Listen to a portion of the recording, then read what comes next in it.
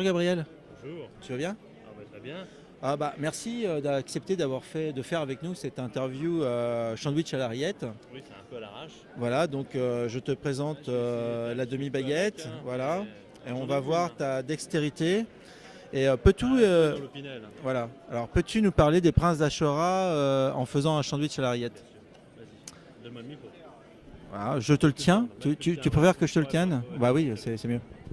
Donc, Les Princes d'Achora. Alors, cet ouvrage, qui on pourrait dire est de la Sword and Sorcery modernisée, donc un ouvrage qui s'inspire d'une Inde qui, bien sûr, n'a jamais existé, parce qu'il faut essayer de simplifier l'Inde pour un lecteur francophone, ne comporte, je le précise tout de suite, absolument aucune scène de Je rillette t'ai dans le arrêté film. 5 minutes, Gabriel. Pourrais-tu étaler un petit peu plus lentement la rillette pour que ça devienne un objet de sensualité?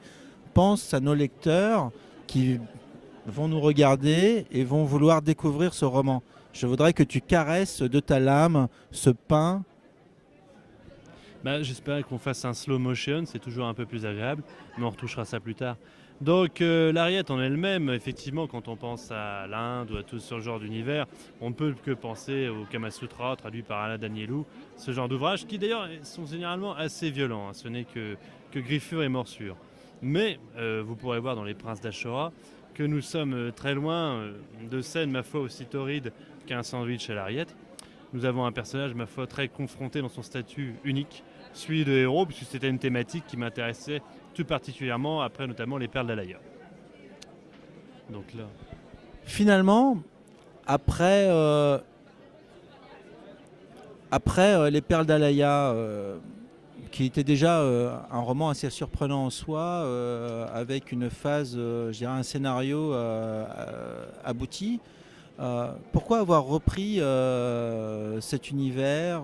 Pourquoi avoir fait revivre Moon? Tu n'avais pas fini de dire ce que tu avais à dire après les perles? alors techniquement, c'est plus facile si j'ai le micro près de moi. Et après, T'entends. effectivement, Tu pour pourrais en les... mettre un peu de rillette sur l'autre tranche. c'est-à-dire, j'essaie de jouer un peu avec ce qui reste comme stock. Donc la difficulté, voilà justement, problème de gestion de stock. Tu écris un roman de fantasy qui se cadre dans un projet beaucoup plus général. Mais tu ne sais pas spécialement si l'éditeur voudra éventuellement sortir autre chose. Donc Les Perles d'Alaya était considéré comme un one-shot, on va dire, au début. Et après, effectivement, si ça intéressait un public, ou un éditeur tout au moins, la possibilité de le cadrer dans un projet plus général. Donc théoriquement, après Les Princes d'Achora, il y a déjà un mythique troisième manuscrit.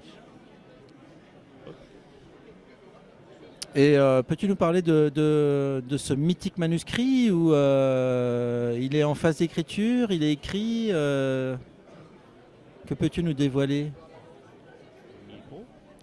Eh bien, alors en soi, il est déjà écrit après une relecture très intéressante avec une relectrice qui me suit depuis quelques années.